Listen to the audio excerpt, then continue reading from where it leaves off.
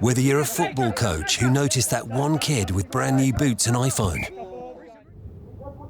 or the mum whose once sweet little boy has turned secretive and angry, or the dad whose heart sank when he realised a knife had gone missing from the kitchen drawer.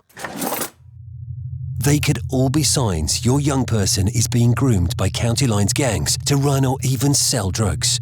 Unexplained gifts or changes in behaviour could be signs they need your help to escape the danger. Call Crime Stoppers 100% anonymous on 0800 555 111. The world moves fast. Your workday, even faster. Pitching products, drafting reports, analyzing data. Microsoft 365 Copilot is your AI assistant for work. Built into Word, Excel, PowerPoint, and other Microsoft 365 apps you use. Helping you quickly write, analyze, create, and summarize. So you can cut through clutter and clear a path to your best work. Learn more at Microsoft.com/M365 Copilot. Refreshing wild cherry cola meets smooth cream. The treat you deserve. Pepsi Wild Cherry and Cream. Treat yourself.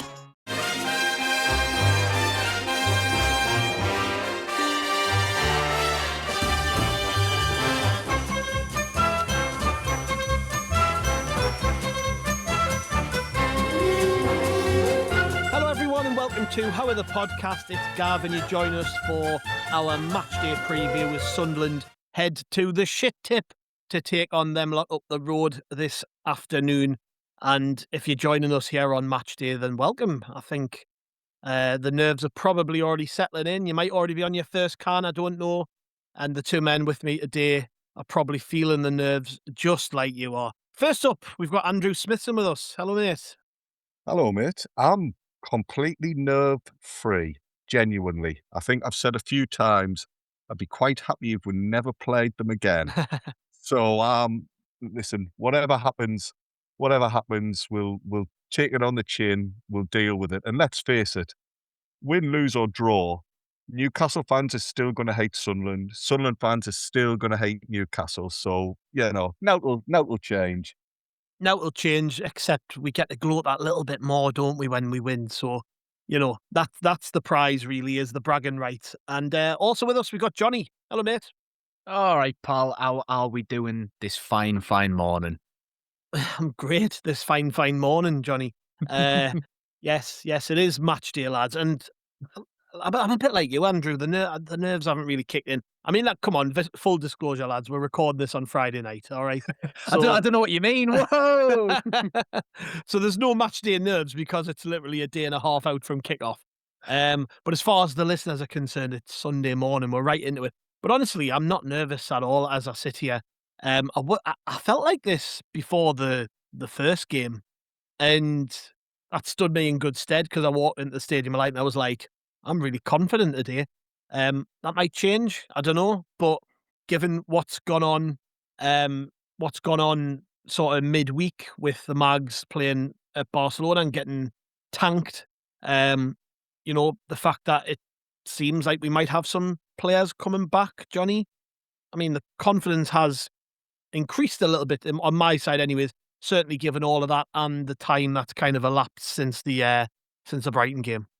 100%. The injuries and the player availability is the biggest thing by an absolute mile for me going into this one. As you say, like the confidence levels immediately post the final whistle against Brighton were, they weren't the highest. After seeing the performance we put in, the result we got, and the players that weren't available. But then, we've had typically scant updates from Le Bris through the week, but by his usual standards, he sounded upbeat, might be stretching the truth to breaking point, but he sounded, by his own standards, to be not so concerned about a lot of the players who were considered touch and go.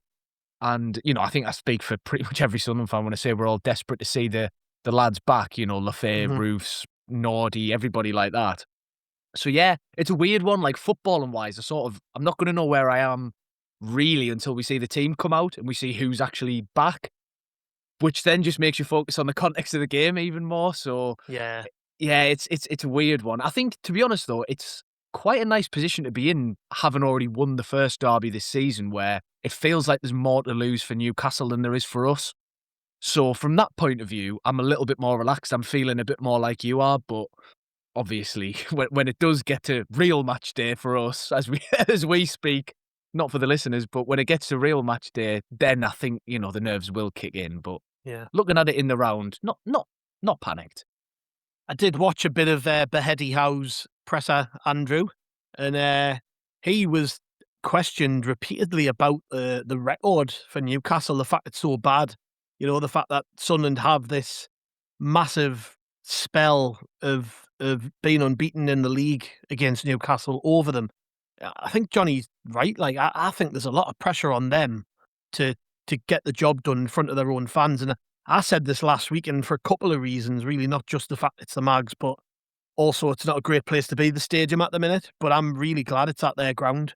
I think the pressure is right on them, particularly since we won the game earlier in the season. I think their fans, after going out of all the cups now, are going to be rightly expecting them to turn up and give a performance. And whereas with us, it's like, well, if we go there and frustrate them, we could sneak a point and we'd be over the moon. So I do think the pressure's on the Mags, if I'm honest.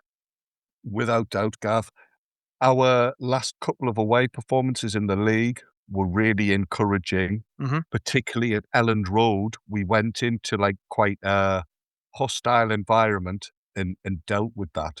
So the fact that we're not at the stadium doesn't need to panic us. But the fact that Newcastle are at home, as you quite rightly say, there's a lot of pressure on them. There's been all the jokes, hasn't there, about that Sunderland aren't even the most important game of the week because they had Barcelona to play and all of this. But it wasn't even a joke. Some of them genuinely thought that. I saw videos of them being interviewed in Barcelona by, I think it was Sky, and they were asking them, which game would you rather win, this or Sunderland? Honestly, the majority of them were saying Barcelona. I think I don't know if that's just them peacocking for the telly or what, but I think there's an element of that.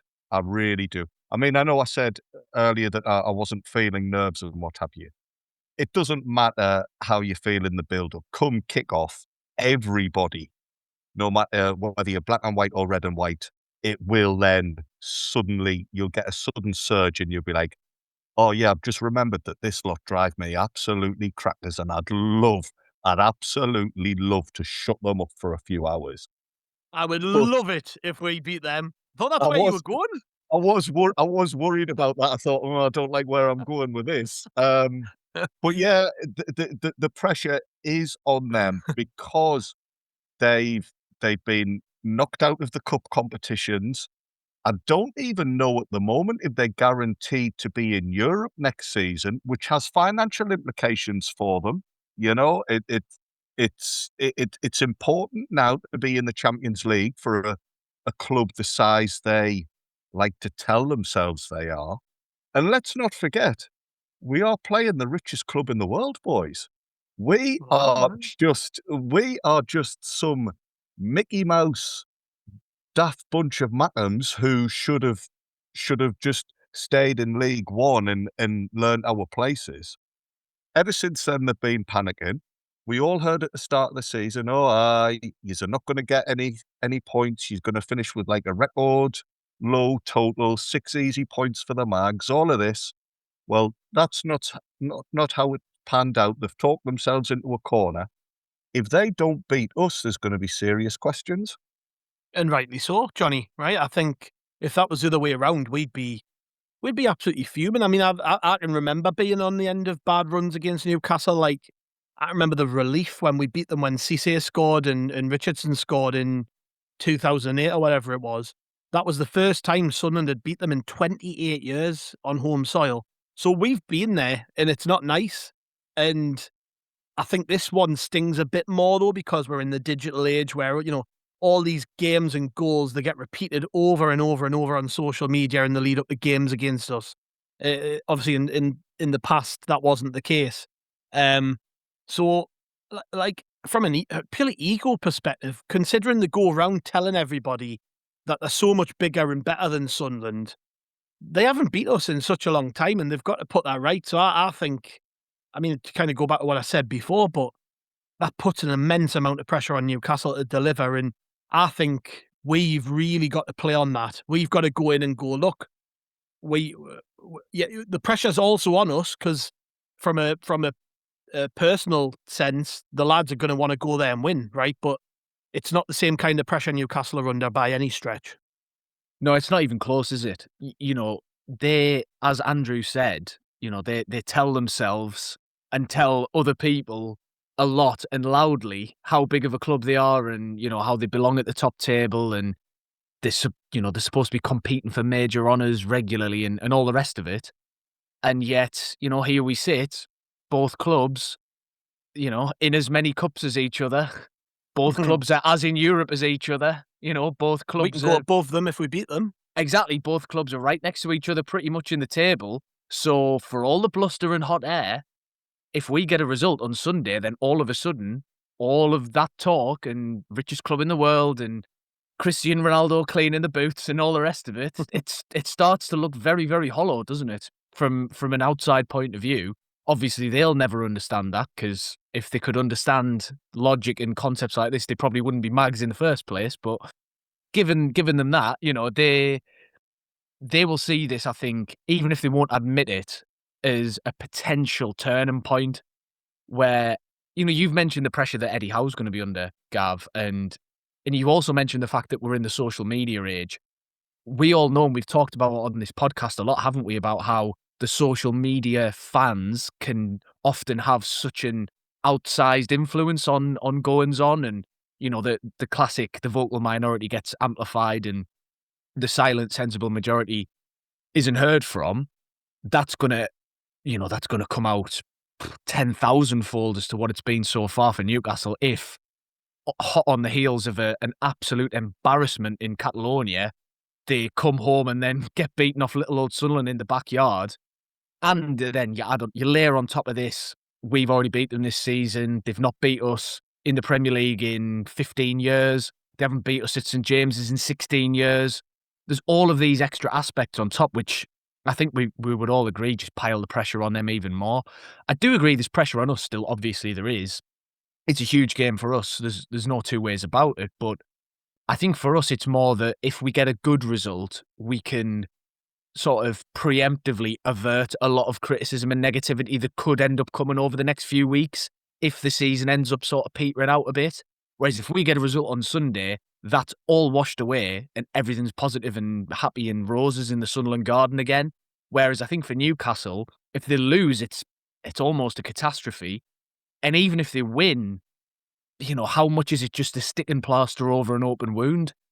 I would suggest possibly that's, you know, more the case than they'd like to admit based on how the season's gone. And if they don't end up getting Europe, as Andrew's mentioned, that's not, you know, that's far from set in stone. You know, it could be a very, very tumultuous summer over at Tyneside, couldn't it? That's it. It feels like a big game for both teams, Andrew, but we're obviously only really focused on Sunderland, so I'm not really too fussed about what it means for Newcastle. But for us, it's a big game because a win would probably help smooth over some of the cracks a little bit that have appeared recently. You know, the feeling in the fan base about the way that things have gone recently, and, you know, the feeling at home games and all these things that we've discussed at length on the pod over recent weeks. You know, these are all things that could very well be fixed with a really good performance from Sunderland. I'm not even talking about a win.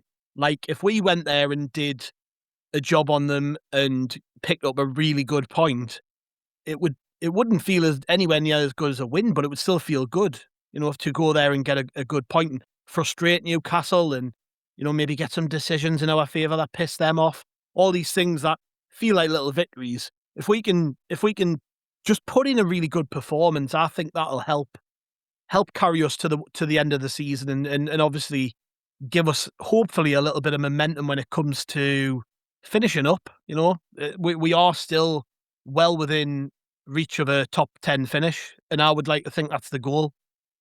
So you know, I think it is a pretty big game for us.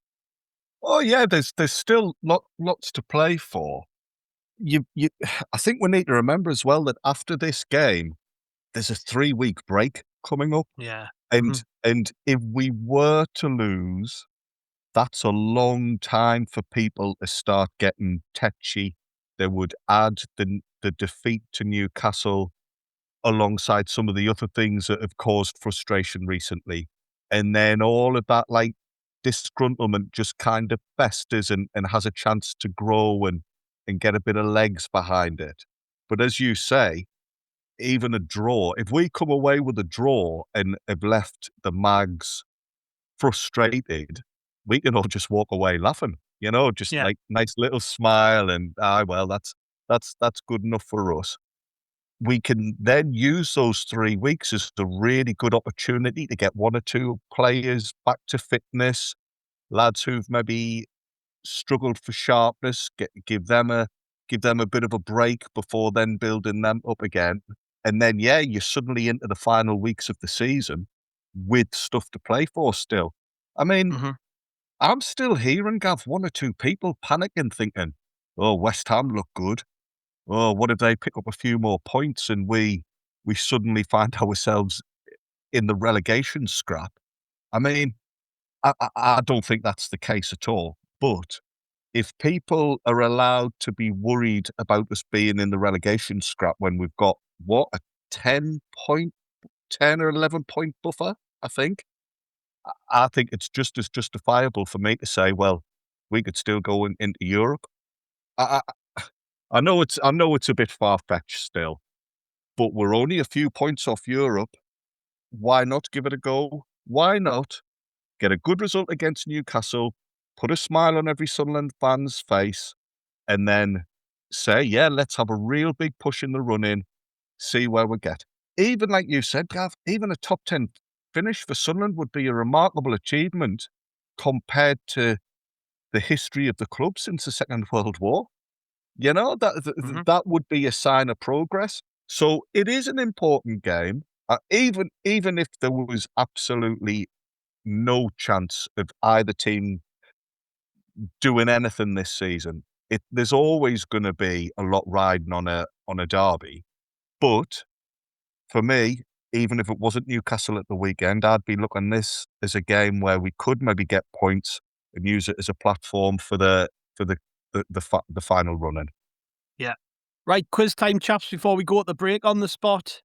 I know we're cheating. I've got a good question here, and I'm shamelessly stealing this one from BBC Radio Newcastle. So, but I will caveat that by saying they did this quiz on the radio, but the fella asking the question got the answers wrong, and afterwards I found the right answers. So I know these are right. 10 players since the 93-94 season have played for both Sunderland and Newcastle on a permanent basis. 10 players since 93-94. Name them. So permanent basis is a big one because that immediately rules out a certain Irishman who might play with gloves on his hands.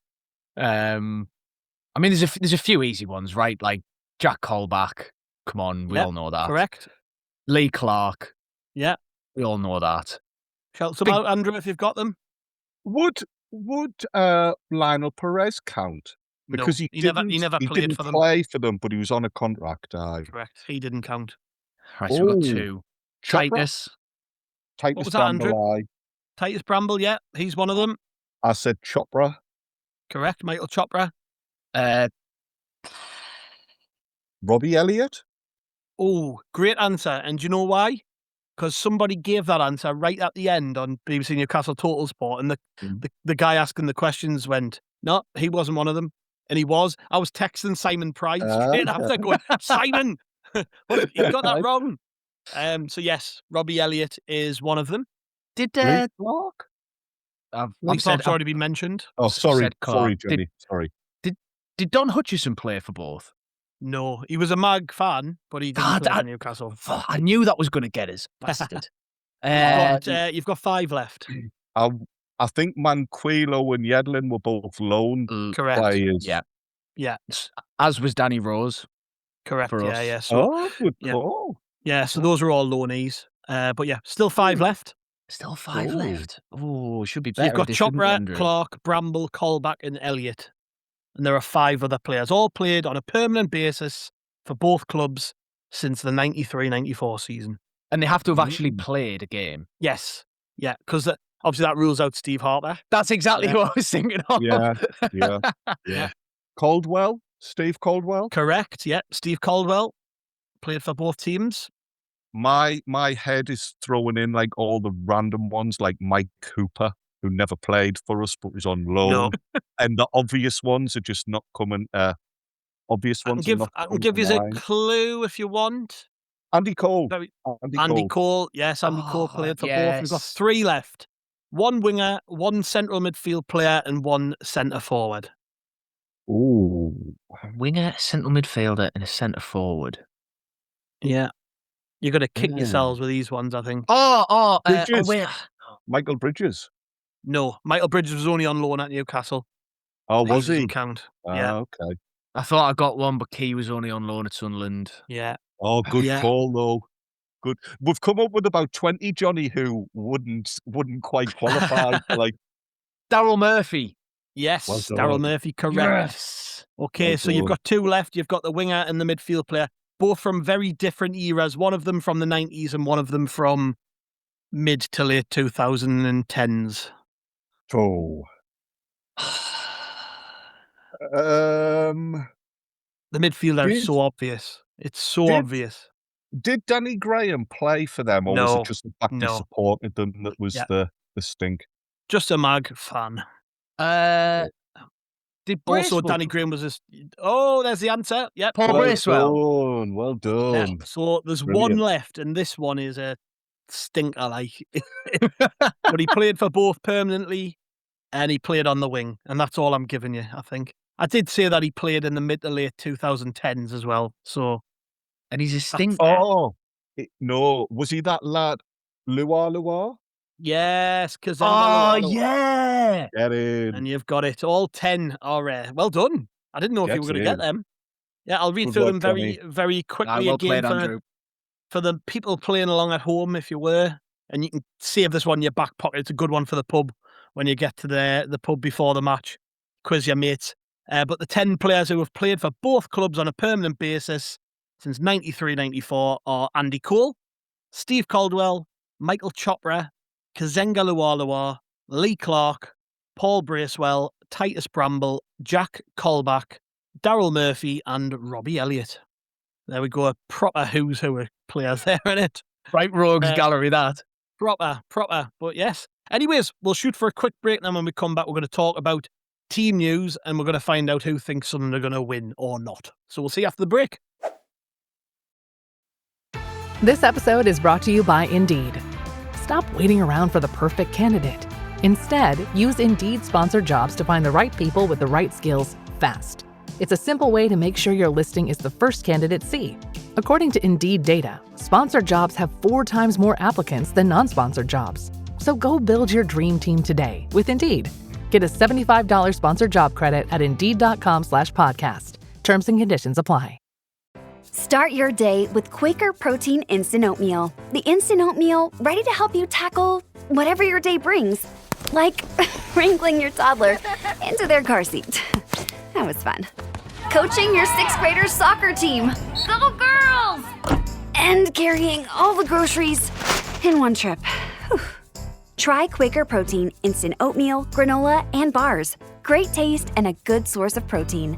Quaker, bring out the good. Zootopia 2 has come home to Disney+. Let's go! Get ready for a new case. We're the greatest partners of all time! New friends. Gary the Snake. And your last name? The Snake. Dream Team. Get new habitats. Zootopia has a secret reptile population. You can watch the record-breaking phenomenon at home.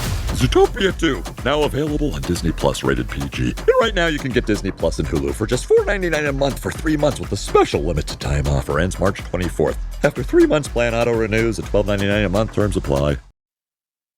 And welcome back to Howie the Podcast, and fresh off the back of that quiz, the lads are ready to get back into the actual action. That was a bit of a distraction from the reality of talking about this game, I guess. It was mentioned very briefly at the top about Régis Le Bris and what he had to say in his press conference when it came to injuries. My takeaway was he did the very right thing, and that was saying out, which he tends to do more often than not, to be fair. He was specifically asked about certain players and chose to say they'll all face late fitness tests, which I'm sure nobody actually believes is the truth. But I don't want Newcastle knowing anything, Jonny, about anything that we've got coming up. I want them to know as much as we do when it comes to quarter two and the team news is out. That's probably the best way forward, isn't it? Yeah, there's nothing to be gained, is there, from making any of this stuff public? You know, all we can do is give them more information to be able to come up with a game plan. So, right thing to do. As you say, it was never in doubt, was it? Like, Le Bris was never going to come out and start going, well, you know, we've had Dennis doing shuttle runs this morning. You know, we've had Enzo doing jumping jacks, and you know, tomorrow Ballard's going to be sprinting. Like, you know, he's not going to be giving us minute by minute updates on anyone. But I think it was good to know that Ronaldo is definitely going to be fit. Because I think a lot of people were very worried about that spot, because we've struggled with it throughout the season, haven't we, at left back, where either during AFCON or now that he's had this injury, or when he had his suspension, you know, you sort of forget how much football Ronaldo's actually missed. You know, we've seen, obviously, Skunks had a few games there. We've had Hume out of position. We've played back fives or threes, however you want to describe it. So there's been a lot of chopping and changing. I think we all just want to see Ronaldo back and playing in that spot. With everyone else, it might just be me personally reading into it too much, but it just felt like everything's going to be fine, maybe. You know, I felt like maybe if there was going to be more jeopardy, then Le Bris would have come out with him a bit more. But having said that, he also gives nothing away anyway, so maybe I'm just trying to convince myself that everyone's going to be fine and, you know, we'll win the game and don't need to worry about it. But yeah, as you said, back to the original question, yeah, definitely the right thing to do to not reveal it. And I think on top of that as well, it's nice that in a sort of perverse way, it's nice that there are so many different positions that this affects. You know, both fullbacks, if you're including Skunks in that, you've got, you know, goalkeeper, you've got Lafay, who could be a winger, could be a central midfielder, depending on the team selection. So that's a lot of different variables to try and consider if you're Newcastle and Eddie Howe trying to work out how are they going to line up, who's going to play, you know, what do we need to do to counter them. That job's more difficult than it otherwise would be, which is, you know, obviously a good thing for us. It's just a shame that it's taken a boatload of injuries for us to get to that point, but, you know, is what it is. This has to be the most unpredictable team selection of the season, Andrew, surely. I can't think of one where we've gone into a game this season with so much up in the air about who's actually going to play. And I think that's a strength, like, because the Mags can't prepare for that at all. If we don't know and we're obsessed with Sunderland, then he certainly doesn't know. And I think that's only a good thing for us. Well, the Mags are obsessed with Sunderland as well, so they probably do have a decent. Well, I've loved all the not so subtle digs on this pod today. We've had Beheady Howe, you know, obsessed Mags. Yeah, there's been plenty, but keep them coming. I love it. If there's a time and a place to do it, it's right now, isn't it? So let's get it, because you never know. The worst thing might happen after the game, and we'll come back with our tails between our legs, and we can't really gloat. So let's just keep giving them shit. It's mint. Oh. If we lose and anybody asks, I'll be like, "Oh no, that's not me on the podcast. That's some other fella." Yeah, you're right. In a bizarre way, the fact that there's been question marks recently over so many players does give that little bit of mystery to the team, and it's hard to set us up. And there's so many decisions that would it would be like a kind of a line of dominoes, some of these decisions. So like Hume, for example, could end up playing in 3, potentially 4 different positions, depending on who else comes back into the team. So yeah, plotting that and working it all out is going to be complicated. I take Johnny's point. The fact that Ronaldo's expected to be back is massive, because fullbacks have been a bit of an issue for us recently. We've struggled for balance. We see some of our best attacking play actually comes from the from the fullbacks or wing backs when we had them. So I think having a natural left back and one who is used to playing in high tension games, and one as well who, let's not be honest, he doesn't mind a bit of shithousing.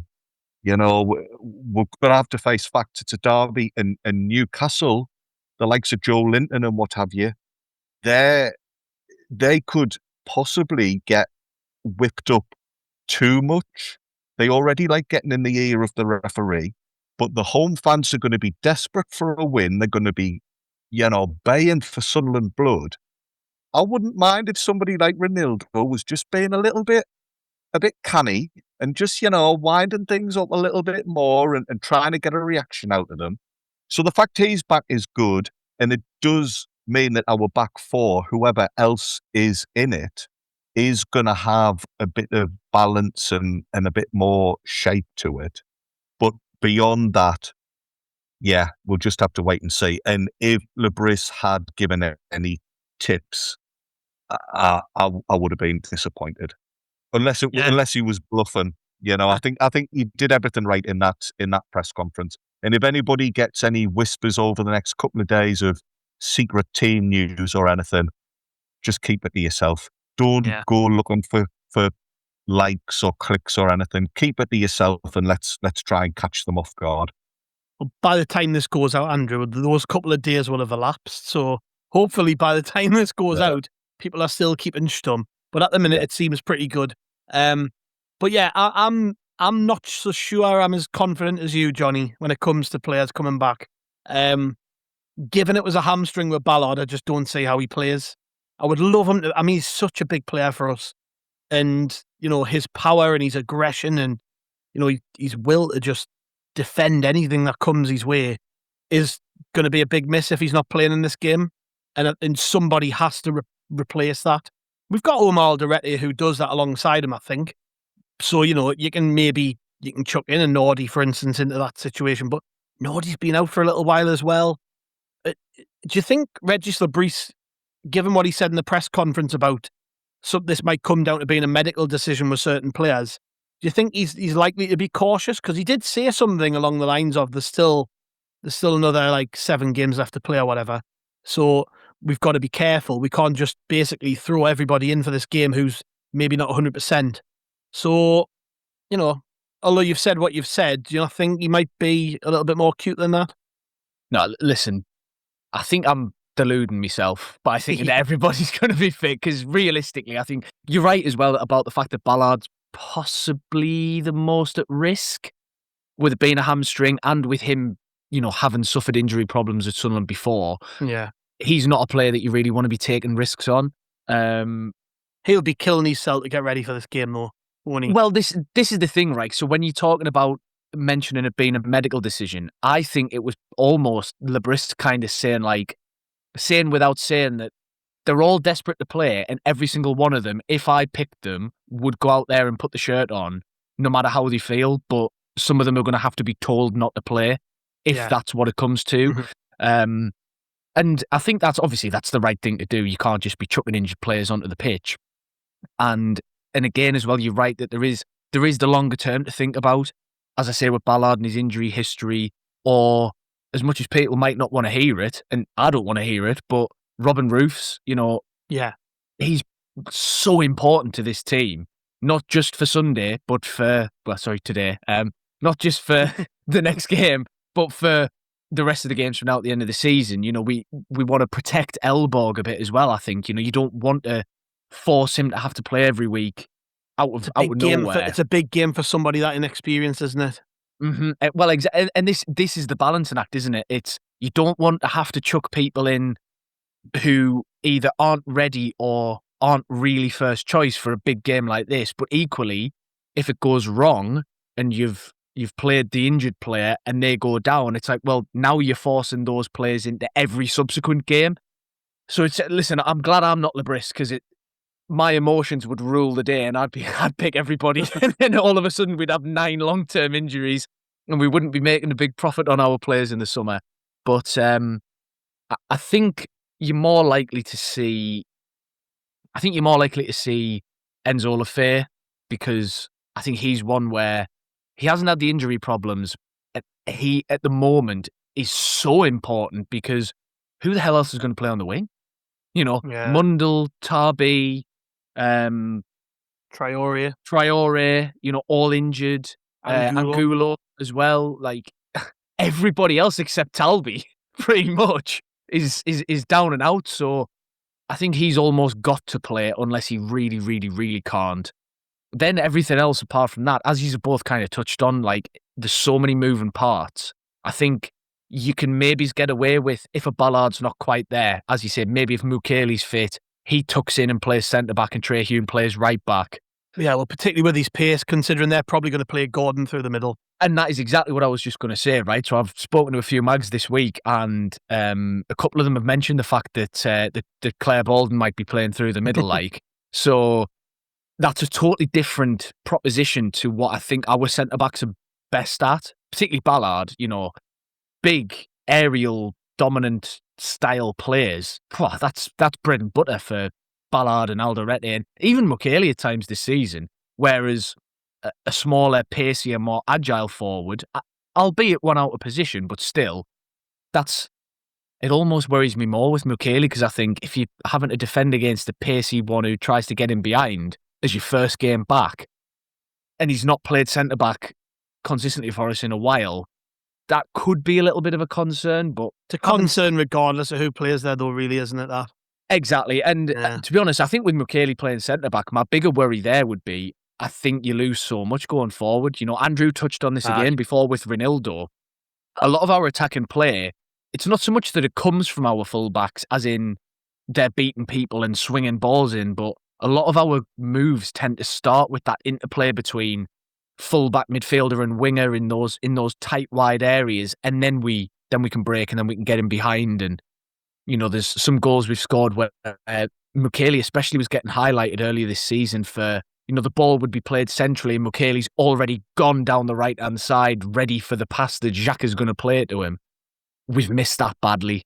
And I think we need that back, particularly in this game, because I think it's probably going to be won and lost out wide with the matchups that we're going to see. Their wingers against our fullbacks and our inverted commas wingers against their fullbacks. That I think that's going to be pretty crucial for this one. So for us, I just want to see proper fullbacks in the proper positions. I don't want to see Trey Hume at left back. As much as he's done all right, I don't really want to see Getrauda. It's not the kind of game that I think suits him either. So yeah, there's some big calls to be made. And I'm glad I'm not making them. But yeah, I think you can make things work at the back as long as a couple of them come back. It's further up the pitch where all of a sudden, if Enzo's not back, then we're in a bit of a hole there and we'll have to find something pretty creative to get out of it. And Andrew, I can see you doodling there. Very quickly run through what's your gut telling you about the team? What do you think the team's actually going to be, given so much is up in the air, right? And I know you like writing down a team. Come on, what you got? I have gone best case scenario. And with Enzo Lefebvre, I got the impression it was a precaution that he missed the last game. I really hope that is the case because I agree with Jonny. He could be integral. We'll say Roof's in goal. Back four of Mukiele, Ballard, Alderete and Ronaldo, which is arguably our strongest back four if they're all available. Then I would go in the middle, Xhaka, Siddiqui and Hume. And then Jonny's Andrew, I'm thinking Hume's playing midfield. I've said it all week. Yeah. Well, I think Hume is one of those who can suddenly he turns our back four into a back five if we need it. He can go wide. He can go in the middle. The three up front as well, I think, help with that. I would go with Lefebvre, Broby, and Chris Rigg. I know football's modern now and you need more than just heart, but a local lad is going to get it. He played really well last week. Yeah. And between him and Hume and Lefebvre, you can turn that midfield into anything you want. It can be a 3-man midfield. It can be a 5-man midfield. As I say, Hume can drop. It just gives us so much tactically and gives us so much flexibility. It also makes us hard to play against. I do admit, though, that is probably a best-case scenario, and one or two of those names that I've picked are going to miss out. And if they do miss out and say Diarra comes in, Diarra owes us a big performance. If Talby comes in, I wouldn't be surprised to see Talby get a goal because he's one of the few who will have a shot and will test a goalkeeper like Ramsdale. I mean, listen, Ramsdale for me isn't a particularly strong goalkeeper. So if he gets is Nick Pope, is he injured or is he suspended or what? No, he's just shit. He got dropped by England for Jason Steele. So well, yeah. there you go. So it looks as if Ramsdale's playing.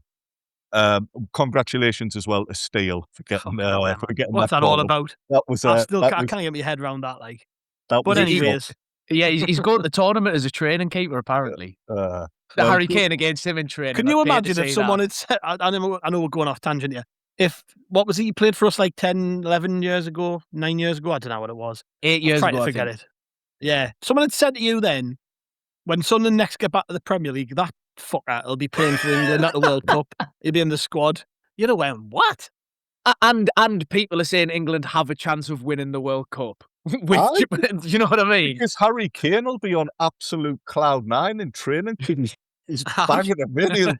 He'll feel indestructible. But no, in all seriousness, Ramsdale is not necessarily one of the better keepers in the Premier League. No. I mean, when we were linked with him in the summer, there was a lot of Sunderland fans kind of thinking, I was on them. I don't rate him at all. No. Yeah. So that isn't me just saying it because of who he went to. But yeah, so if Talby did end up playing, he'd be well worth a bet in terms of like he'll have a gamble, he'll have a shot, and he might catch Ramsdale out.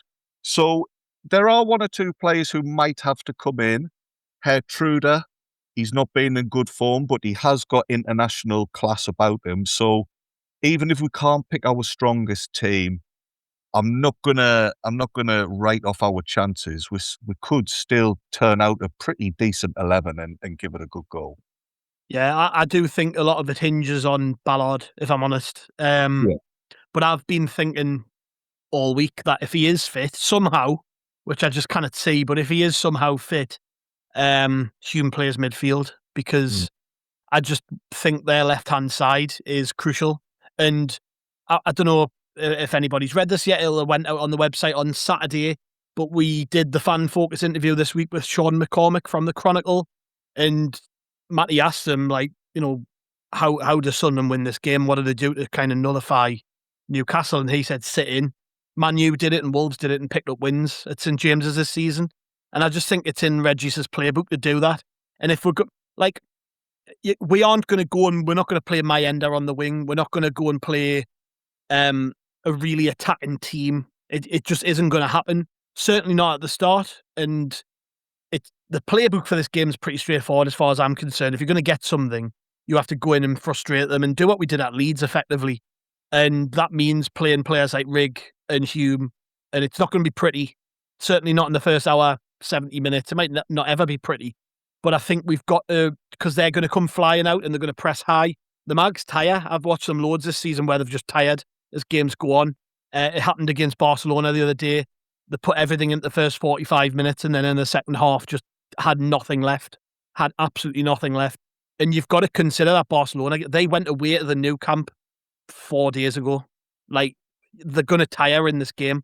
So the time to really pick up the pace is going to be later in the game for us. And whatever the team selection is, I don't think it's going to be particularly, it's not going to stand off the page and you're going to go, wow. I think it's going to be a very rigid, solid, sit in, be horrible like we were at Leeds. And I've got no problem with that, if I'm honest. I think that's the way to do it. So yeah, the best case scenario, as you spelled it out there, Andrew, that would be my team. I think you've got it bang on. But if there's no Ballard, you then have to shift things around. There's the potential for O'Nien to start. There's the potential for Trey Hume to play right back, Nordy through the middle.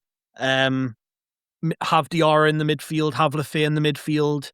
So we've got options. You know, there are options there. It all just hinges on the team news. It's impossible to call right now, but, you know, I think we're all pretty hopeful we're going to put a strong team out at least, and that's a good thing. Jonny, just to come to you before we round off, what's your gut feeling? Yeah, well, so I was top game and performance and all that. Yeah, I was speaking about this again like earlier this week, and the reason that I raised my eyebrows so much when Andrew mentioned human midfielders, because I just didn't expect him to say it. But I think there's a lot of logic in it. Like, I think you were spot on as well, Gav, and I think you both basically made the point that, like, Elland Road is a great template we could follow for this game. And I think there's only one other way we could play it, really, which is to play something akin to the way we played at Stamford Bridge, Anfield, and Old Trafford after we went 2-0 down and we changed the formation, which is where if you have a human there and you can go between a 4 and a 3/5, then you've got that option. I don't think we will try and play the way that we played at Stamford Bridge or Anfield, but when we had the way that we set up particularly the back three, you had essentially like one of the two-sided centre-backs, so like either side of the man in the middle, were doing a lot of pushing up into midfield, dropping in, pushing up into midfield, dropping in. You had Trey Hume playing that total hybrid role where he was part fullback, part wing-back, part midfield player, and that would then allow us to have the flexibility during the game as well as off the bench to be able to switch things up and keep them guessing. But I agree with what you were saying about the tiredness, Gav. I think we need to try and, particularly in the first half, not necessarily like just park the bus and do nothing but defend, but we have to be solid. We have to be compact. We've got to invite them onto us to a large degree because much like us, they don't like playing with the ball. Not a lot of teams do. You know, there's a reason that the low block is the go-to for a poorer team against a better team, because it's much easier to play a low block than it is to play against a low block. You know, that's just a truism of football. So we need to lean into that early doors. We cannot concede early. And the longer that we go without conceding, the more antsy they'll get, because I've got no doubt that they'll create a good atmosphere for kickoff. As much as we can slag them off, and believe me, I do regularly, they have got a very passionate and vocal fan base. So they're capable of making it a difficult place to go. But I think with everything that we've talked about already in the pod, you know, the context around the game, the mood of their fan base, especially after crashing out of the Champions League with a humiliation in front of the world in Barcelona, that'll turn from excitement to nerves to frustration and anger a lot more quickly than it could on any other day. So if we can frustrate them, then, as you say, we can look to start trying to get more into the game going forward and maybe starting to, you know, pick off a couple of open spaces at the back. I mean, if they play with Livramento and Hall as the fullbacks, which I think they probably will, certainly Hall is going to play, isn't he? I mean, maybe Trippier comes in, but if it's Livramento and Hall, very good players, really good footballers, but they like going forward. You know, they'll leave gaps. And then it gets to the point where it's, okay, how good are we on the day? Can we get at them? Can we exploit them? Is the final pass there? Do the set pieces actually beat the first man? You know, everything like that's got to come into the equation, and we've got to get that right. If we have a human midfield, I think that's a really, really good string to the bow. If it's any sort of combination of fit defenders where, say, Ballard's out, God forbid, say Ballard and Mukiele are out, and we're forced to go with a 4, just a flat 4, then I think you go, right, Elland Road is the template. We follow that. We try and produce something similar. Just obviously, we'd hope for a little bit more output in the final third of the pitch rather than having to rely on a penalty. But yeah, I think there's reason for us to be optimistic about it, because we've proven on multiple occasions this season that we can do the things that we need to do to win this game. You know, we haven't proven we can go away to Man City and beat them. We haven't proven we can go away to Arsenal and win, or, you know, there's types of games that we maybe don't have in the locker right now. But I think this is the type of game, as you've said again, I must have said as you've said about 1,000 times, but we're all just such intelligent guys, you know, we all agree on everything. But you know, this is a Régis Le Bris style game. It's the way that it's going to have to play out for us to get a good result. So we couldn't have a better guy in the dugout. And therefore, yeah, no matter who's fit, no matter who's available, whether we go 4, 3 or 5 at the back, I think we've proven that we know how to win the game. And then it's just about, you know, being at it. And as Andrew said, you know, if you play a Chris Rigg, somebody like that, you need the heart, you need the intensity. And if we've got that, then I don't see why we leave with anything less than a point.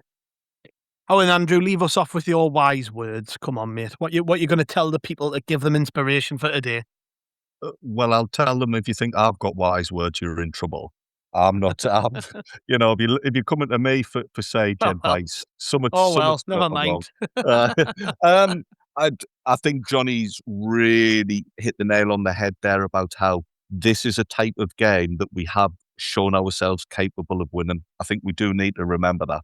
There is a bit of negativity around the team recently, so it's nice that between us, I think we're all fairly positive. My predictions, I think they will be, because of the visitor crack in December, they will be itching to do something. There will be some sort of woefully painful and cringy banner that'll just go down like a lead balloon. As for the game itself, yeah, we could. Go on. We'll come away with at least a point. I think we will. We'll see a very similar performance to Leeds, and as long as we don't do anything daft and give them a head start and give their fans a reason to be up out of their chairs making noise, I think we'll come away with at least a point. Well, let's see what happens, chaps. Hopefully, when the lads convene for a reaction pod, you're on that, aren't you, Andrew? I think you're going to be on the reaction after the game. Yeah, I think so. All being well. Although it's one of them where you might change your mind if the result doesn't go the way we want. No, we turn up rain or shine, mate. That's the crack here. But yes, there will be a reaction pod after the game. That'll go out like sort of 3:30, 4 o'clock. So you can either join us to wallow in misery or jubilate and celebrate and all those other great things. So make sure you join the lads for that. There's also going to be a more in-depth look at the game the day after. We'll be joined by Damien Spellman, who's never joined us before, so that should be good.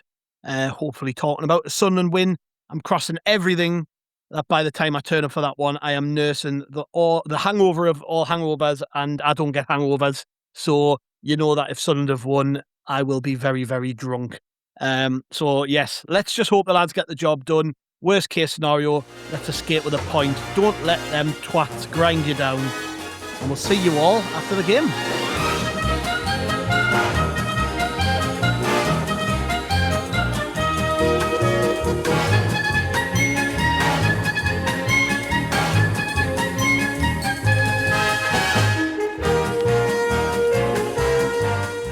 Ryan Reynolds here from Mint Mobile. I don't know if you knew this, but anyone can get the same premium wireless for $15 a month plan that I've been enjoying. It's not just for celebrities. So do like I did and have one of your assistants switch you to Mint Mobile today. I'm told it's super easy to do at mintmobile.com/switch. Upfront payment of $45 for 3-month plan, equivalent to $15 per month required. Intro rate first 3 months only, then full price plan options available. Taxes and fees extra. See full terms at mintmobile.com.